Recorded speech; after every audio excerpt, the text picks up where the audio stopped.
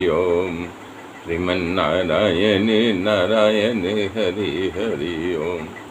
कल मैंने बताया था जब राजा को भवन में गए तो सारे वस्त्रों को उतार करके फटे पुराने कपड़ों का अलंकार फेंक दिया था। राजा ने अपने हाथ का स्पर्श किया कि प्रिय क्यों इस तरह से लेटी, हाथ को झटक दिया मानो सर्पणी क्रोध से भरी हुई हो। अब आगे की गाथा बार बार कह राउ सुमुखी सुलोचनी दिल बचानी, कारण मोहि सुनाऊं गज गामिनी निज को पुकर। राजा राम बारंबार कहो माफ करना, राजा बारंबार कह रहे हैं कि हे सुमुखी, हे सुलोचनी, हे गजगामिनी, हे प्रिया, हे कोकिलकंठी, मुझे अपने क्रोध का कारण बताओ, क्यों गुस्से में हो। हे प्रिया, तेरा अनिष्ट किसने किया है? कौन है वो? दो सिर वाला, तू बता, उसे मैं मार डालूंगा। यमदूत किसे अपने दरबार में ले जाना चाहता है? तुम कह किस कंगाल को राजा कर दूं और किस राजा को देश निकाला दे दूं। यदि तेरा शत्रु भले ही अमर देवता ही हो तो भी मैं उसे मार सकता हूँ।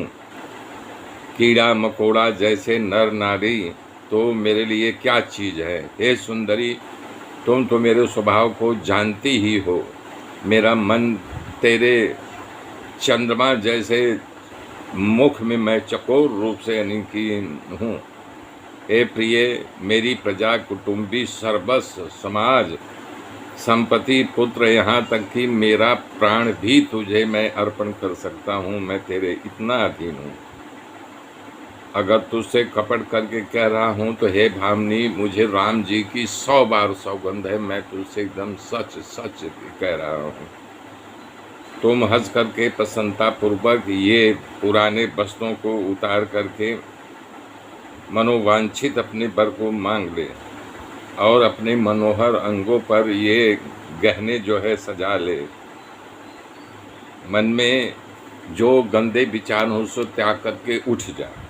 ये सुन करके और मन में राम जी का बड़ा सौगंध का विचार करके मंद बुद्धि कैकेयी हंसते हंसते उठी और गहना पहनने लगी।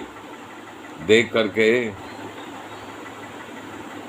ऐसा लग रहा है जैसे मृगी जो है जाल में फंसने के लिए तैयार हो गई हो। इस प्रकार से वो जल्दी जल्दी कपड़े पहन लिए। अपने हृदय में कैकेयी को अपना जान करके राजा दशरथ जी प्रेम से पुलकित होकर के कोमल और सुंदर वाणी में बोलने लगे। हे भामिनी, तुम्हारा मनधारियु काम आज हो रहा है। हर इस नगर के घर घर में जो है बधाइयाँ बज रही है। मैं कल राम जी को युवराज पद दे रहा हूँ। इसलिए हे सुनैनी, तुम मंगल साथ सजो। और सुनते ही उसका कठोर हृदय फट गया, मानो किसी जो फोड़ा पक जाता है तो उसको टच मिल जाए, कोई छू दे तो अपने आप बह जाता है। ऐसे ही उसका हृदय इनके वचनों को सुन करके फट गया। वो भारी पीड़ा में उसे हंस करके छिपा लिया। राजा ने उसी कपट और चतुराई को नहीं समझ पाए, कारण कि वो करोड़ों कुटिल की सुवर्णी मंथरा जिसकी गुरु हो तो वो कितना बड़ा कपट कर सकती है।